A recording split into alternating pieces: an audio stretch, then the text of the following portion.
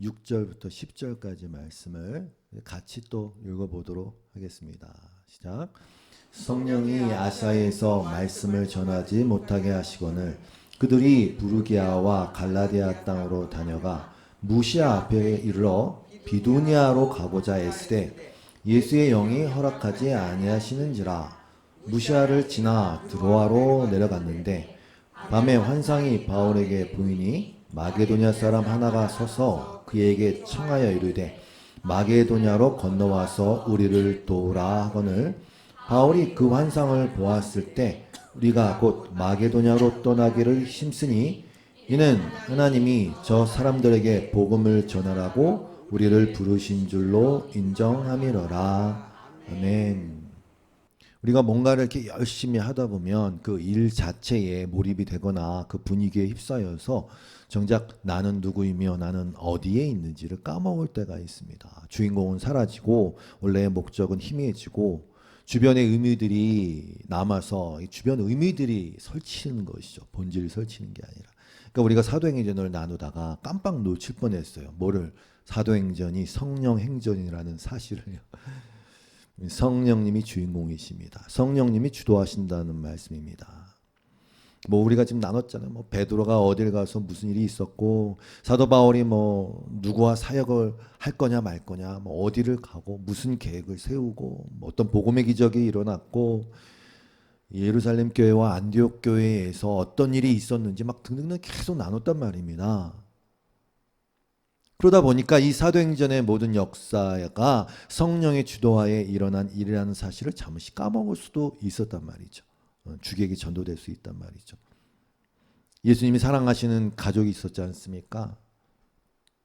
마리아와 마르다 나사로의 집에 방문하셨을 때 마르다는 그렇게 예수님을 대접하고 싶어서 섬기느라 정신없이 바빴어요.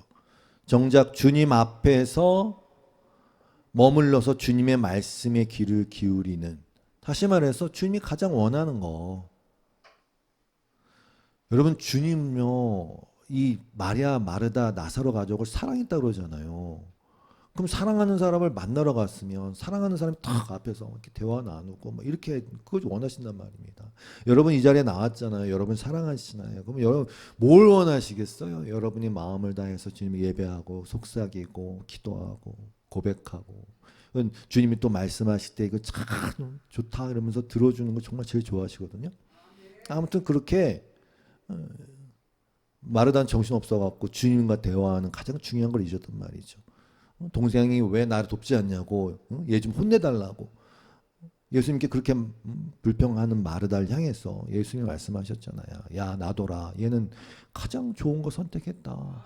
여러분도 가장 좋은 거 선택하세요. 예배라는 것도 마찬가지예요. 예배의 여러 형식들을 준비하다가 거기에 정신이 팔리면 정작 주님의 임재 안으로 들어가지 못하는 걸 저는 종종 많이 봤습니다. 뭐 여러분도 많이 경험했을 거 아니에요. 그러니까 가장 중요한 걸 선택하시라니까요. 하나님께 몰입하세요. 하나님께. 물론 그것을 위해서 희생하고 준비하는 게 필요해요. 인간이라는 게 말이죠. 예수님이 베드로한테 그랬잖아요. 야, 내가 발을 씻겨야 된다. 베드로가 목욕도 시켜주십시오. 아야, 나는 목욕은 필요 없어. 너 맨날 발 씻어야 돼. 마찬가지예요. 인간이라는 존재가 뭘 먹어야 되고 뭘 씻어야 되고 뭘 청소를 해야 되고 화장실 다녀와야 되고 물도 마셔야 되고 다듬고 준비해야 돼요. 머리 이렇게 다듬었어요. 저도 이렇게 자꾸 머리가 삐죽삐죽 쓴다 그래가지고 넘겨버렸어요. 이렇게. 그래야 돼요. 어쩔 수 없어요. 그런 한계가 있단 말입니다. 그리고 그렇게 준비할 사람들도 필요해요. 미리미리 와서 준비하고. 그런 여러분의 희생과 노력이 필요한 게 맞아요. 그러나 정작 다 한 다음에는 가장 중요한 곳에 집중력을 발휘하셔야 돼요. 뭐 예배가 쉬운 것 같으세요? 아닙니다. 온갖 것들 여기 오시기 전에 이미 여러분 다 경험했을 거 아닙니까? 몸도 안 좋을 수도 있고, 뭐 정신이 산란스럽고, 뭐 가족에 무슨 일이 생기고, 막 마음에 시험도 들고. 아니에요. 그때 여러분 성령의 도우심을 받아서 집중하시면 됩니다. 집중하시면 돼요. 그래 오늘 다시 사도행전의 주어가 등장했어요. 오늘 본문 6절 말씀입니다. 성령이 아시아에서 말씀을 전하지 못하게 하시거늘 그들이 부르기아와 갈라디아 땅으로 다녀갔다. 이렇게 얘기했어요. 그러니까 우리가 인생을 살아가면서 여러분이나 저나 중간중간 둘러보셔야 돼요. 내가 지금 어디쯤 가고 있는지, 내가 지금 몇 번 버스, 몇 번 지하철을 타고 있는지를, 어디 방향을 탔는지를 확인하셔야 된다니까요. 저는 딴 데 반대로 간 적이 몇 번 있거든요. 아니면 엉뚱한 데 가 있을 수 있어요. 오늘 본문은 우리의 시선을 다시 회복시킵니다. 아, 성령 행전이지. 이렇게 정신이 번쩍 들게 한단 말입니다. 우리의 인생이 마찬가지입니다. 우리가 내가 돈을 벌어야 되고, 맞아요. 여러분이 일해서 일도 내가 해야 되고, 복음도 내가 전해야 되고, 삶도 어찌됐건 내가 살아내야 하니까, 그리고 목표도 내가 이루는 것 같이 보이니까 분명히 여러분과 여러분의 삶에서 여러분의 몸과 마음과 에너지를 써서 움직여야 됩니다. 맞습니다. 게으른 자는 개미한테 가셔야 돼요. 그런데 주도권은 하나님께 있어요. 성도의 인생은 그래요. 그 마찬가지 반대로 생각할 수 있어요. 분명히 주여 하는데 정작 그 주도권을 여전히 내가 갖고 순전히 사람의 생각으로 가고 있을 수도 있어요. 신앙을 점검하셔야 돼요. 근데 성도의 인생은 그게 끝까지 그렇게 못 가요. 하나님 막으시거든요. 왜? 하나님이 약속하신 걸 하나님이 이루셔야 되니까. 야, 내가 너를 내 자식 만들 거야. 이 약속을 이루시기 때문에 성도는 그렇게 주여 하면서 속으로는 내가 막 하다가도 하나님이 딱 깨뜨리셔갖고, 베드로가 그랬지 않습니까? 주여 그러는데 정작 본인의 생각, 사람의 생각으로 모든 일을 바라보고 처리했으니까요. 아무튼 그런 의미에서 하나님이 주도하십니다. 예수의 영이신 성령 하나님이 주도하십니다. 물론 그 주도하신다는 얘기가 뭐 시시콜콜 모든 것에서 야 모든 것을 말해주시고 뭐 야 오늘은 너 무슨 반찬에 세 가지 반찬 종류를 먹어요 이렇게 하지는 않으세요. 그런 분도 있다더만요. 오늘은 무슨 옷을 입어라 뭐 그런 분은 그렇게 가세요. 아니 내가 입고 싶은 옷 입어야지. 그런 거는 그런 간섭을 하신다는 말이 아닙니다. 마치 물길을 잡아서 그 물이 강이 물길을 잡아서 바다로 향해 가듯이 우리의 인생 항해를 하나님의 나라와 그의 합당한 믿음이라는 곳으로 우리를 이렇게 데려가신다는 뜻입니다. 그 안에는 수많은 좌충우돌이 있겠죠. 뭐 바윗돌도 만나고. 그러나 그 거대한 흐름을 막을 수는 없어요. 성도의 인생에 그 거대한 흐름을 막을 수는 없어요. 하나님의 인도하심은 딱 정해져 있습니다. 예수님이 그러시잖아요. 제자들한테 야 내가 갔다 올게. 거처 만들고 올게. 내가 너희랑 영원히 살 집 만들고 올게. 그거밖에 없어요. 시편 23편 6절 말씀처럼 내 평생에 하나님의 선하심과 인도하심이 반드시 나를 따르리니 그래서 내가 여호와의 집에 영원히 살리로다. 이게 뭐 단순히 이 땅에 뭐 성전 얘기하는 게 아니라 영원한 성전, 영원한 하나님의 나라 얘기하는 거 아닙니까? 여러분의 평생에 주님의 선하심과 인자하심이 반드시 여러분을 추적하고 한순간도 놓치지 않고 추적하고 겉으로 보기에는 이렇게 보여요. 내가 생각하고 판단해서 뭔가를 하니까 내가 먼저 가고 주님의 선하심과 인자하심이 나를 뒤따라오는 것 같이 보이죠. 그렇게 나를 따르리니. 그러나 위에서 바라보면 절대 그렇지 않아요. 목자 대신 주님의 인도하심이 먼저 앞선 것을 깨닫게 된단 말이죠. 이 다윗이 그래서 하나님의 감동으로 성령님의 주도하심이 얼마나 편만하고 세밀하고 완전하신지를 쓴 게 시편 139편 7절 이하 말씀 아닙니까? 내가 주의 영을 떠나 어디로 가며 주의 앞에서 어디로 피하리까? 내가 하늘에 올라갈지라도 거기 계시며 수월에 내 자리를 펼지라도 거기 계시니이다. 여러분은 삶과 맨날 롤러코스터 타자 막 쫙 올라갔다 쫙 내려갔다 쫙 올라갔다 쫙 내려갔다 어느 꼭대기에 있을 때도 나 혼자 같고 막 바닥에 있을 때도 혼자 나 혼자 있는 것 같지만 걱정하지 마세요. 주의 영이 함께 계신다니까요.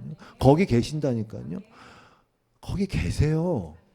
내가 새벽 날개를 치며 바다 끝에 거주할지라도 거기서도 주의 손이 나를 인도하시며 주의 오른손이 나를 붙드시리이다. 할렐루야. 아멘. 주님 붙드십니다. 성도는 그걸 인정하면서 사는 사람들이에요. 동일한 장에서 139편 4절에서는 이렇게 고백합니다. 내가 혀를 놀려 아무 말 하지 않아도 주님께서는 내가 하려는 말을 이미 다 알고 계십니다.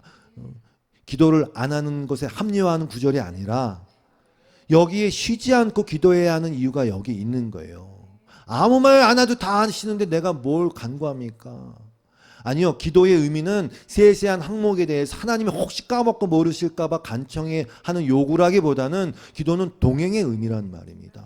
성도의 현실인식이에요. 현실인식. 성도로서의 현실인식. 어떤 현실인식? 나의 삶은 내가 지금 혼자인 것 같고 잘 안 되는 것 같을지라도 나의 삶은 지금도 나의 주도가 아니라 하나님의 인도하심이구나. 그걸 현실인식이에요. 그게 성도의 현실인식이에요.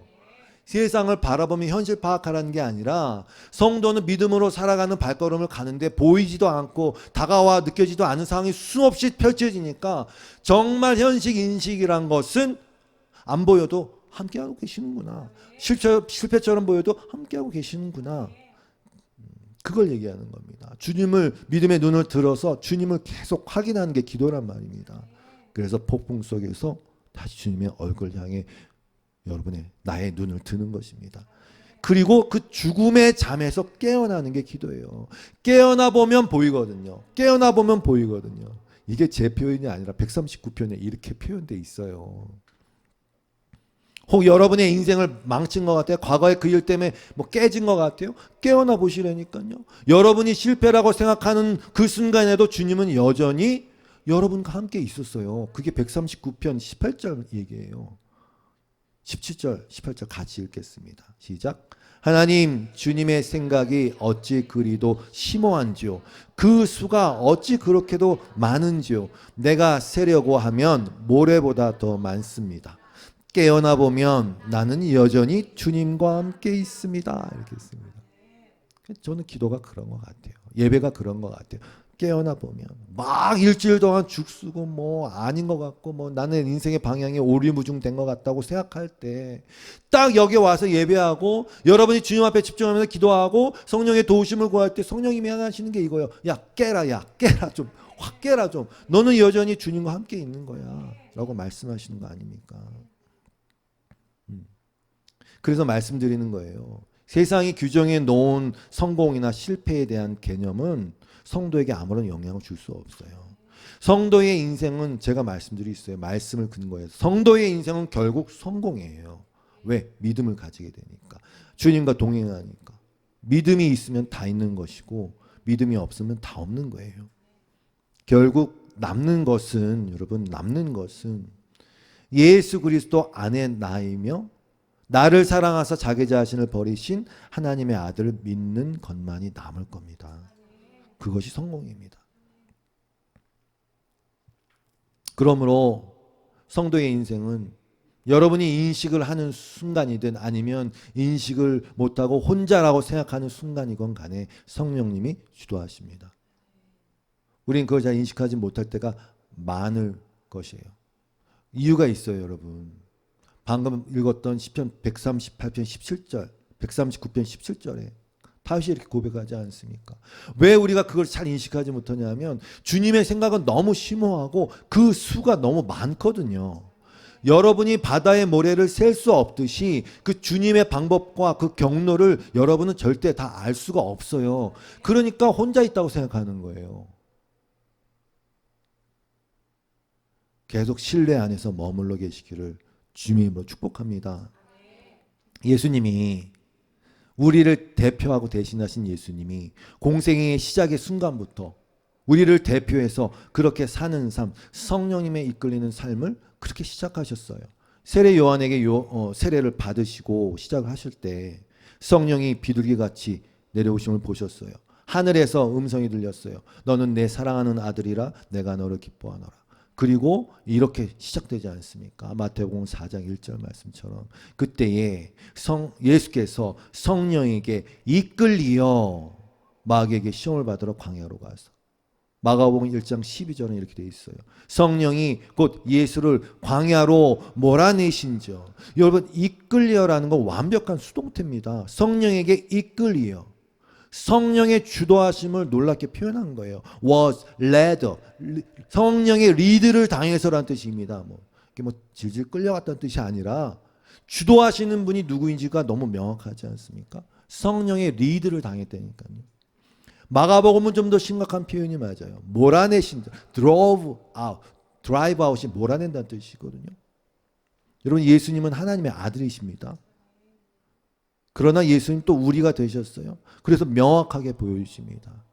성도의 인생이 어떠해야 하는지. 성령님의 인도하심을 받고 성령님의 몰아내심을 받는 거예요.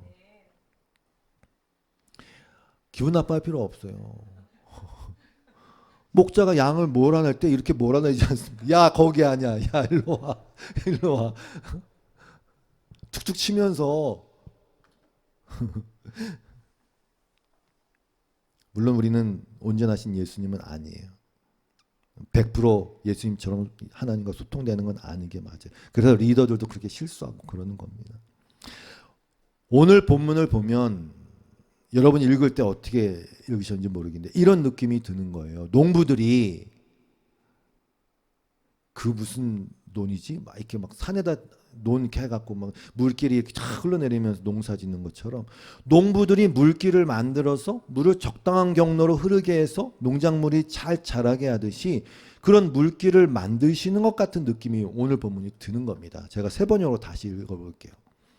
아시아에서 말씀을 전하는 것을 성령이 막으심으로 그들은 부르기아와 갈라디아 지방으로 거쳐가서 무시아 가까이 이르러서 비두니아로 들어가려고 하였으나 예수의 영이 그것을 허락하지 않으셨다. 그래서 그들이 무시아를 지나서 드로아에 이르렀다. 이렇게 되어 있어요. 아시아라는 것은 그 지역 통틀어서 얘기하는 겁니다. 결국 이 말을 딱 줄이면 무슨 얘기냐면 사도 바울은 아시아에서 또 이렇게 사역을 하고 싶었는데 결국 유럽으로 건너가게 됐다. 이런 얘기입니다. 마게도냐는 유럽입니다.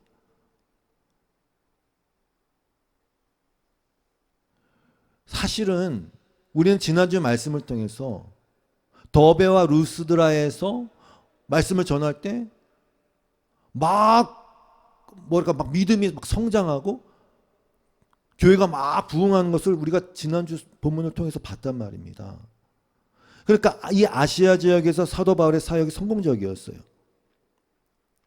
그러니 당연히 사도 바울은 계획을 세웠을 거예요. 그래, 그럼 이 아시아 주변 지역에서 특히 아시아 당대의 최대 무역 항이었던 에베소 같은 데 가서 복음을 전하는 것이 훨씬 더 흐름에 맞고 효과적이었을 것이다. 이렇게 생각했겠죠. 당연히. 그러게 아시아에서 말씀을 전하려고 했어요. 근데 막으셨어요. 그러나 여러분 보세요. 우리는 바울이 2차 전도 여행을 시작하기 전에 원래 계획이 뭔지 알고 있어요. 원래는 1차 전도 여행 때 갔었던 그곳을 다시 한번 가서 그렇게 다시 믿음을 굳건히 하자. 이게 원래 바울의 계획이었단 말입니다. 그게 틀어졌어요. 왜? 2차 전도 여행 떠나기 전에 마가라고 하는 요한을 데리고 갈 것이냐 말 것이냐를 가지고 그렇게 동행했던 바나바와 완전히 싸워갖고 결별했단 말입니다. 그래서 원래 생각대로 안 됐습니다. 그게 2차 전도 여행지 행선지였어요.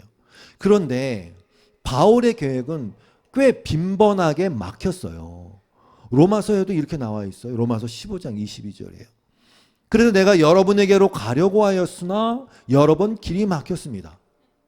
그러나 이제는 이 지역에서 내가 일해야 할 곳이 더 없습니다.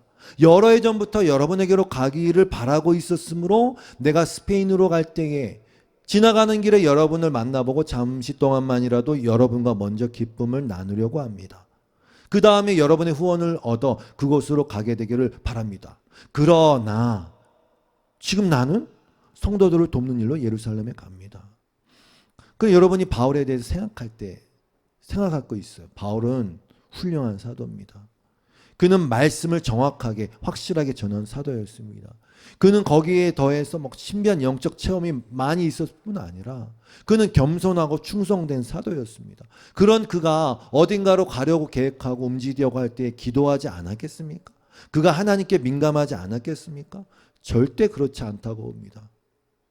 그가 인간으로서 완벽하다는 말씀을 드리는 게 아니라 아무리 깨어있다 하더라도 아무리 그런 영적 어떤 경험들과 감각이 충만하다 할지라도 하나님의 뜻과 계획을 사역 안에서 파악하고 순종하기에는 완벽할 수 없다는 것을 말씀을 드리는 것입니다.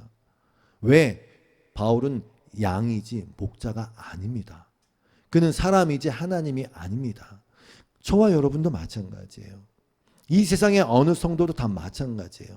그러므로 성도에게 있어 중요한 자세가 있다고 누누이 말씀드린 게 바로 그 야고보 사도가 얘기한 야고보 4장 13절 이하의 그거예요.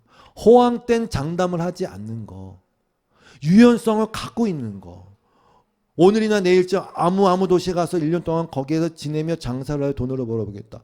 여러분, 이런 법뿐만 아니라 사도 바울이 오늘은 어느 지역에 가서, 이번에는 어느 지역을 거쳐가서 이렇게 선교 여행을 하겠다. 이것까지도 당신들은 내일 당신의 생명이 어떻게 될지 알지 못합니다. 왜? 당신들은 잠깐 나타났다가 사라져버리는 안개에 지나지 않으니까.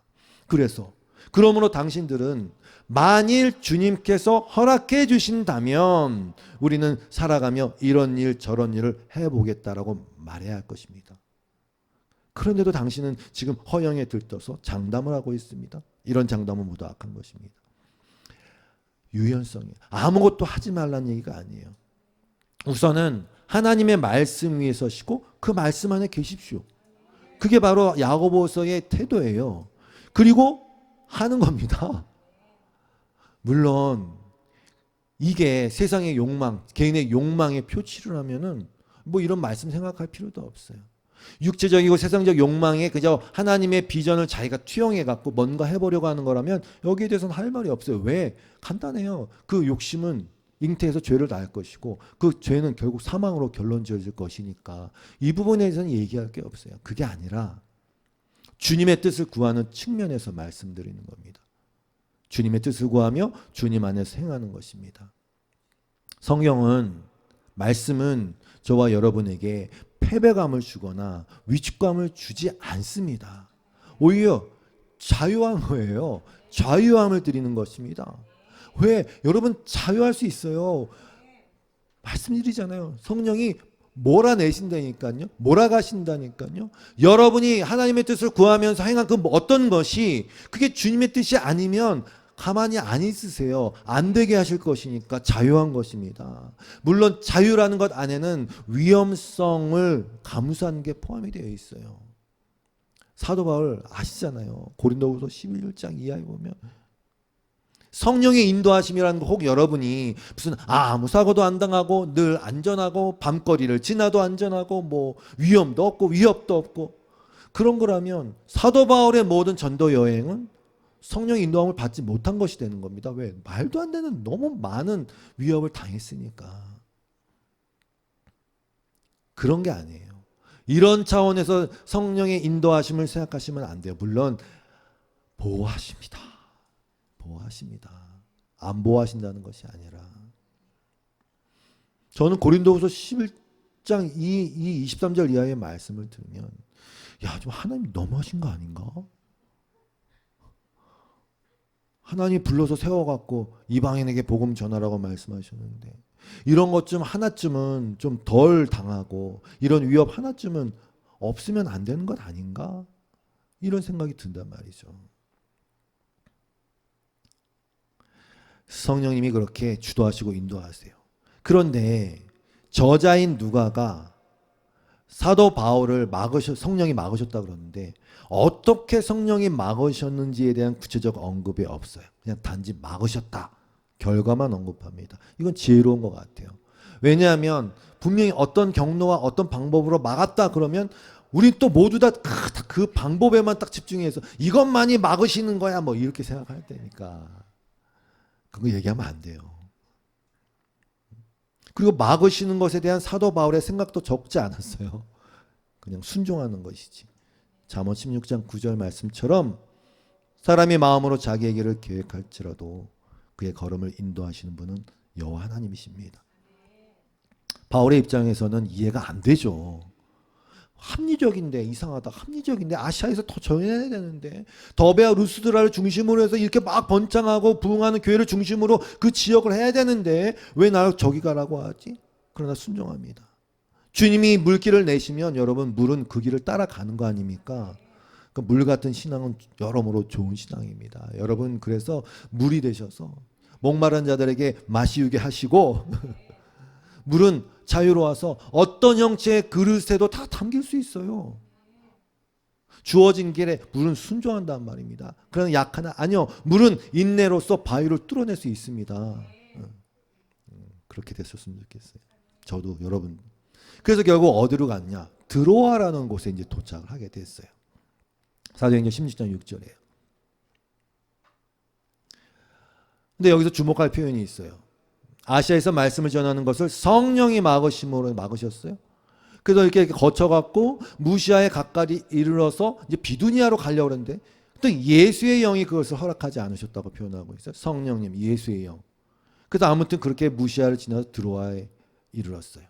거기서 환상을 보게 됩니다. 마게도냐 사람이 말하는 환상을 보게 됐어요. 와서 우리를 도우라는 내용입니다. 여기서 성령님, 예수의 영, 그러다가 나중에는 하나님 이렇게 또 표현합니다. 10절이에요. 바울이 그 환상을 보았을 때 우리가 곧 마게도냐로 떠나기를 힘쓰니 이는 하나님이 저 사람들에게 복음을 전하라고 우리를 부르신 줄 인정하며로다. 그러니까 다 이게 같이 씁니다. 성령님은 예수의 영이에요. 또 다른 보혜사라고 예수님이 말씀하셨잖아요. 요한복음 14장 16절에서. 또 다른 보혜사. 그럼 보혜사가 누구예요? 예수님도 보혜사, 오시는 성령님, 도우시는 분도 보혜사란 뜻 아닙니까? 성령님과 예수님은 같아요. 그리고 그분들은 다 하나님이십니다. 구원은 하나님께 속한 것입니다. 허락하지 않았다라는 표현은 중요해요. 예수의 영이 허락하지 않았다라는 표현은 중요해요. 여러분, 하나님은 우리가 감당하지 못하는 시험당함을 허락하지 않으십니다.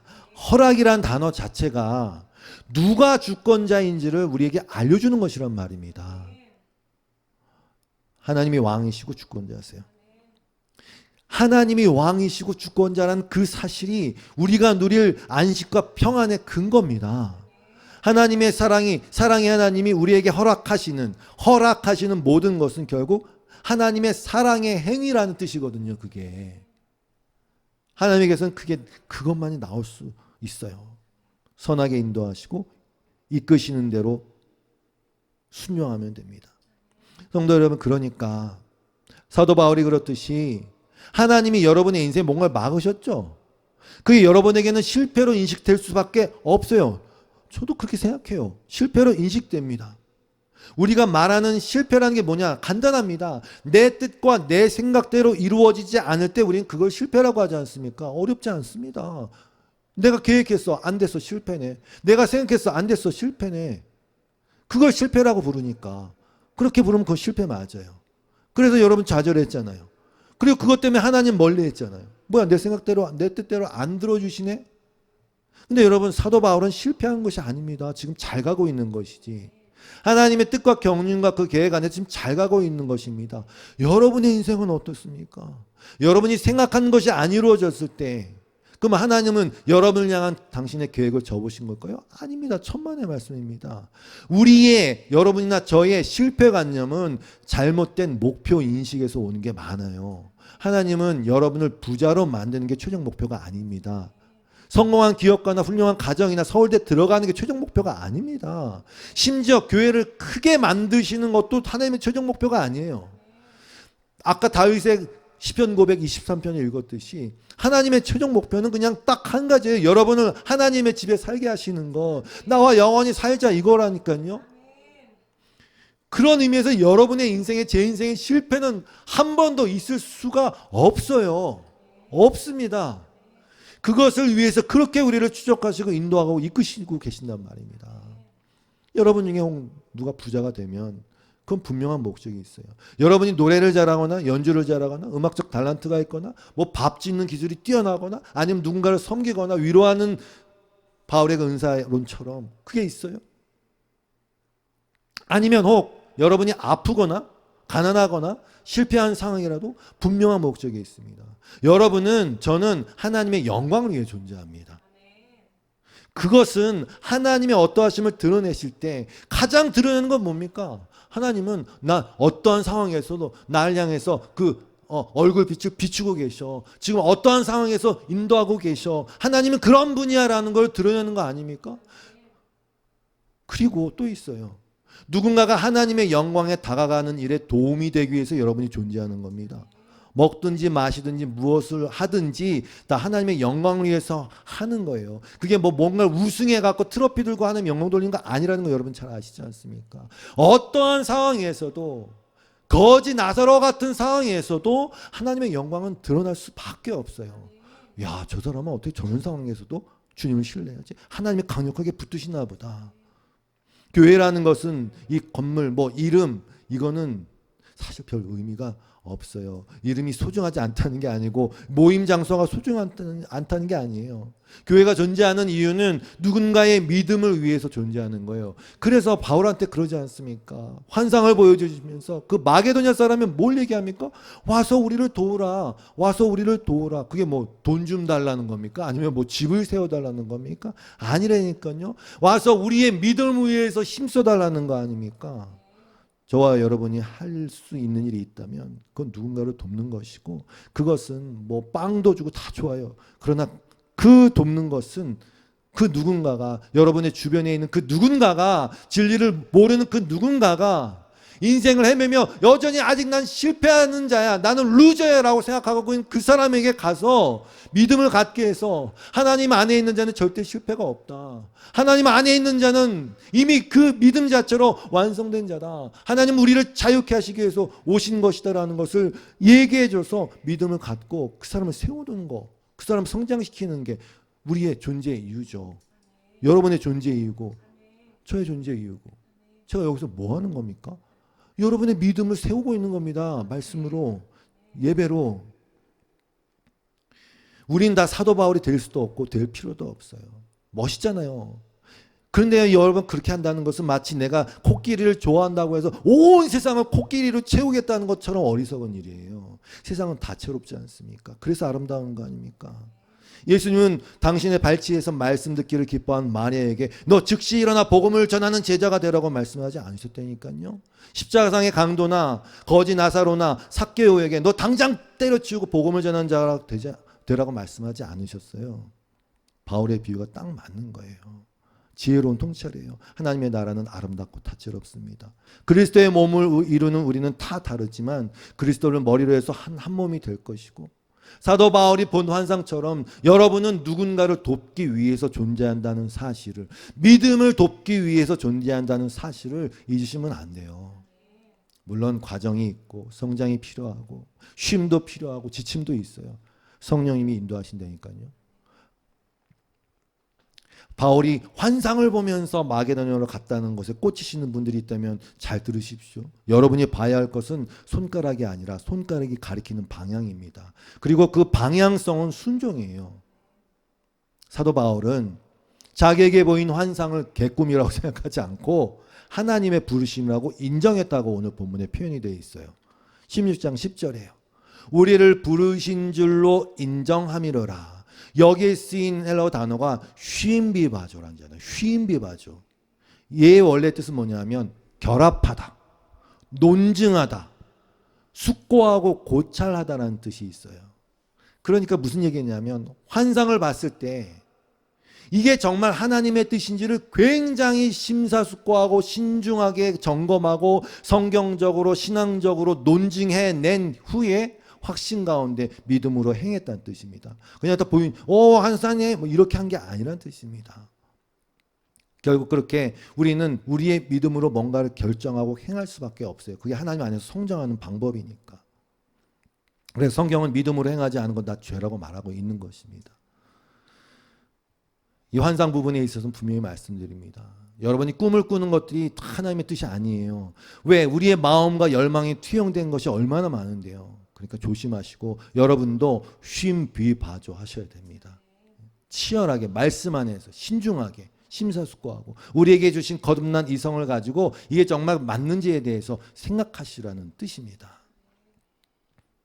사도 바울이 시도하려는 것마다 하나님이 다 막으셨는데, 다는 아니지만 어느 정도 막으셨는데, 그때마다 다 환상을 보여주면서 말씀하신 게 아니에요. 자세히 기록되어 있지는 않지만 뭐 추측하기는 어렵지 않은 것 같아요. 분명 일이 잘 안 풀렸을 거예요. 거기 가려고 예약한 교통편이 펑크가 났을 수도 있고, 약속한 사람이 안 나타났을 수도 있고, 아니면 그 생각만 하면 계속 머리가 아팠을 수도 있고, 거기로 계획한 계획서가 갑자기 어느 날 사라졌을 수도 있어요. 아무튼 그렇게 보여지는 상황들을 통해서 심사숙고하며 기도했겠죠. 그 무슨 뜻이지? 무슨 뜻이지? 방법은 상관없어요. 어찌되었건 하나님은 하나님의 일을 이루실 것입니다. 운명론, 숙명론, 그에 따른 무책임을 얘기하는 게 아닙니다. 우리는 계속해서, 여러분은 계속해서 어떤 부르심과 열망을 느낄 것입니다. 그건 성령님이 행하신 일이거든요. 마음에 소원을 두고 행하게 하시거든요. 그럼 우리가 해야 할 건 뭐냐? 말씀 안에서 점검하고 늘 기도하면서 어떻게? 먼저 하나님의 나라와 하나님의 의를 구하시면 됩니다. 그리고 믿음으로 뭔가를 행동하는 것이죠. 믿음으로 뭔가를 행동하신 것입니다. 이게 길어서 엄청 빨리 했습니다. 말씀을 정리합니다. 바울은 결국 마게도냐로 향했고, 우리가 그 다음 본문을 읽지 않았지만 첫 성, 으뜸 가는 도시라고 알려진 빌립보에 이르렀어요. 거기서 누군가를 만났어요. 제가 읽어볼게요. 거기서 빌립보에 이르니 이는 마게도냐 지방의 첫 성이요 또 로마의 식민지라.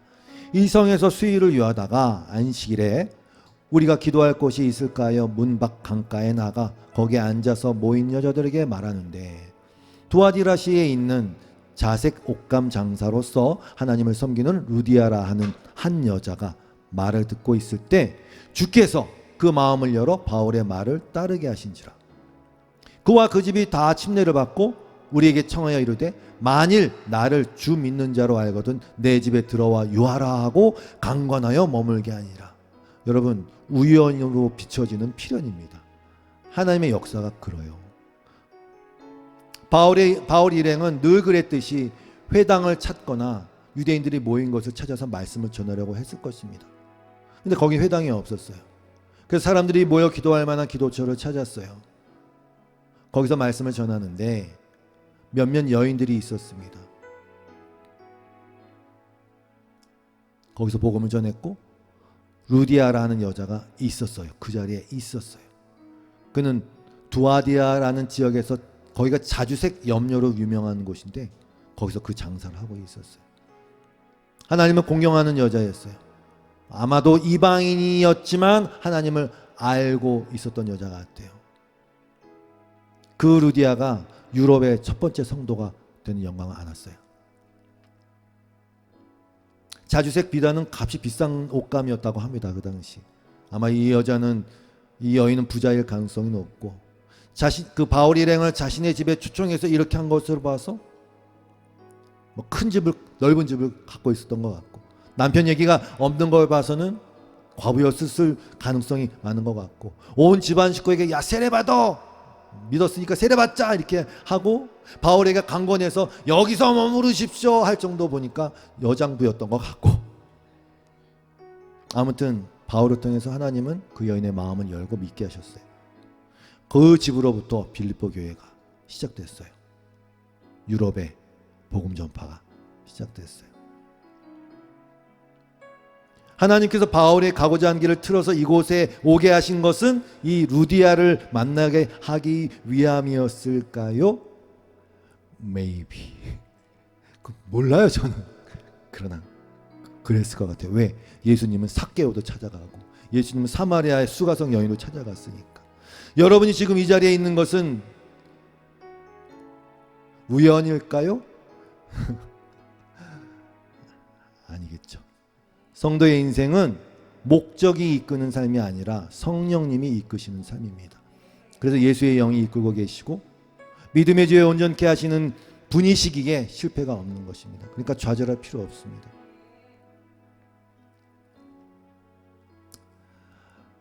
하나님 뜻 안에 있기를 구하시면서 여러분이 잘하는 것, 좋아하는 것에 최선을 다하시고 기도하는 마음, 그리고 한 가지 부탁드립니다. 한 달란트 받은 사람처럼 하나님을 잘못 알아서 두려움에 떨지 마세요. 실패할까 떨지 마세요. 숨지 마세요. 다 맡기시고, 광고 카피 같지만 just do it 하시라니까요. 그렇게 하다 보면 여러분의 믿음의 나이테가 하나씩 새겨지면서 여러분이 믿음의 나무, 교회의 기둥이 되겠죠. 그리고 자라게 하시는 분은 하나님이십니다. 할렐루야. 우리 찬양하면서 마칩시다. 주님 내 길을 잘 아시고 내 걸음 아시네. 어둠에서 빛을 내시는 그분을 믿네. 무엇으로 주를 섬길지 어디로 가야 할지 헤매이는 나를 아시고 길을 여시네. 내 삶은 죄고 내 삶은 주의 것 내 삶은 주의 것 온전한 신뢰를 주께 드리네. 보이지 않아도 믿음으로 걷네. 주 영광 바라보며 주만 따라 모두 선포합시다. 내 삶은 주의 것 내 삶은 주의 것 내 삶은 주의 것 온전한 신뢰를 주께 드리네.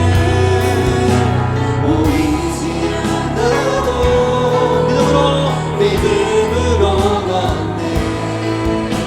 주 영광 바라보며 주만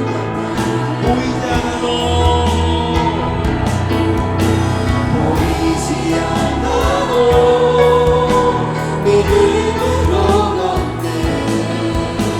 주 영광 바라보며 주만 따르네.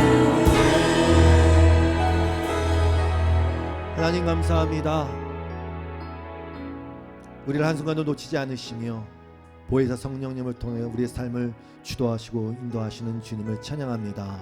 어떠한 상황에서도 주님을 바라볼 수 있도록 다시 한번 우리의 믿음의 눈을 크게 열어주시고 우리의 믿음의 마음을 굳건하게 하여 주시옵소서. 하나님의 약속을 붙잡는 일을 게을리 하지 않게 하여 주시고 특별히 하나님 우리 모두가 누군가의 믿음을 위해서 존재하며 주님의 마음을 품고 그렇게 섬기는 자들로 나날이 성장해 갈 수 있도록 붙들어 주시옵소서. 우리 젊은이들에게는 담대함을 주시고 어느 순간에도 나에겐 실패가 없다는 사실을 주님 안에서 선포하며 나아가는 그런 놀라운 역사가 있게 하여 주시옵소서. 하나님, 이 교회가 존재하는 이유는 주님이 그렇게 원하셨던 그 믿음을 갖게 하기 위하여 믿음이 연약한 자들, 우리를 와서 도우라고 하는 수많은 사람들을 위해서 이 교회가 존재합니다. 하나님, 우리의 섬김을 통해서 이 말씀이 선포되게 하여 주시고 이 예배를 통해서 예배의 섬김을 통해서 하나님을 향한 믿음이 회복되는 역사가 있기를 소원합니다. 예수님의 이름으로 기도드리옵고 주 앞에 드리는 모든 예물과 헌신과 기도에 응답하여 주셔서 주님의 나라와 주님의 의를 위하여 사용하여 주시고 그것에 필요한 모든 축복을 채워 주시옵소서. 예수님의 이름으로 기도드리옵고 이제는 우리 주 예수 그리스도의 놀라우신 은혜와 하나님 아버지의 극진하신 사랑하심과 성령님의 교통하시며 주도하심이 오늘도 예배하며 주님 우리의 왕으로 선포하며 주의 이름을 높여드린 모든 예배자들 위에 이 교회 위에 영원토록 함께 하시기를 간절히 축원하옵나이다. 아멘.